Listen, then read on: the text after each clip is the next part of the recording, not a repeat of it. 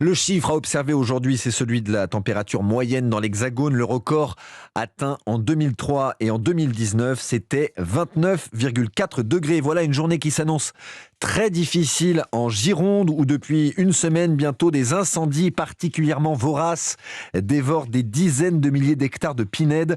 Plus de 14 000 au total. Il y a 2 incendies, 1700 pompiers mobilisés avec 4 avions spécialisés.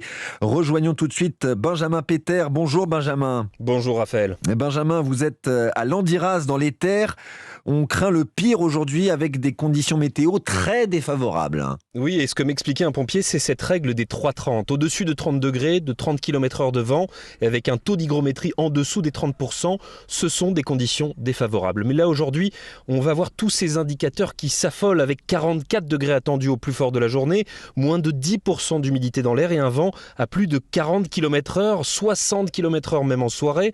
Un scénario critique. Le dernier bilan ici à Landiras fait état de 10 000 hectares brûlés. Pour le sous-préfet de Langon, Vincent Ferrier, la journée va être compliquée. Il va encore falloir tenir. On voit jour après jour le feu qui s'étend. Ça peut paraître un peu frustrant pour les pompiers parce qu'il y a beaucoup d'efforts. Et surtout, ce qui est difficile, c'est qu'on voit des lignes d'appui qu'on crée, qu'on consolide et qui finalement ne tiennent pas. Parce qu'on a des sautes de feu. Cette nuit, on a des lignes qui avaient été faites aussi avec les forestiers. Elles n'ont pas tenu. On veut quand même rappeler que nos 2 premiers objectifs, c'est pas de pertes humaines, pas de biens matériels détruits. On a encore tenu cet objectif cette nuit. C'est difficile, mais on les tient. Alors on parlait de la météo et du vent. L'autre difficulté qui s'ajoute, c'est que ces vents vont tourner progressivement vers l'est cette fois.